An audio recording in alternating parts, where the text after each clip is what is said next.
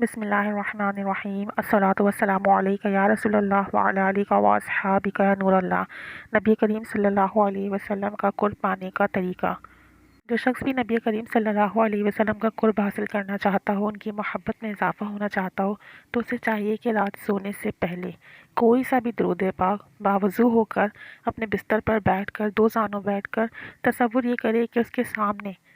مدینہ منورہ ہے، سنہری جالیاں ہیں، اور وہ سنہری جالیوں کے سامنے باادب کھڑا ہو کر ہاتھ باندھ کر نظریں جھکا کر درود و سلام پڑھ رہا ہے۔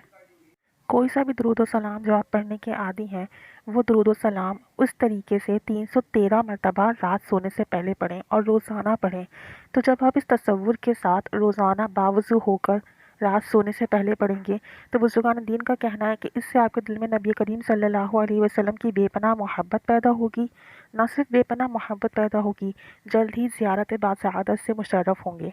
اور جس کے دل میں نبی کریم صلی اللہ علیہ وسلم کی محبت پیدا ہو جائے گی، اس سے گناہ بھی چھوٹ جائیں گے، اس کے دین و دنیا کے کام بھی سنور جائیں گے، اس کی دنیا اور آخرت بھی سنور جائے گی، قبر کی منزلیں بھی آسان ہوں گی۔ تو اللہ عز و جل ہمیں نبی کریم صلی اللہ علیہ وسلم کی محبت اور خوب ہی ان پر درود و سلام پڑھنے کی توفیق و سعادت نصیب فرمائے، ہمارے دلوں کو ان کے نور سے، ان کی محبت سے معمور کر دے،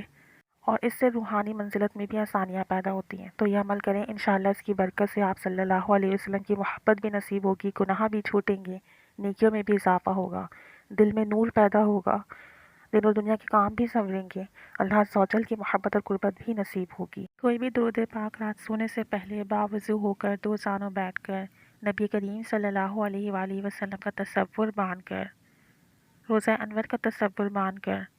باسعادت طریقے سے، توجہ، محبت، ادب، احترام سے، شوق سے پڑھیں، انشاءاللہ عز و جل جلد ہی نبی پاک صلی اللہ علیہ وسلم کی قربت اور محبت سے دل جگمگا اٹھے گا۔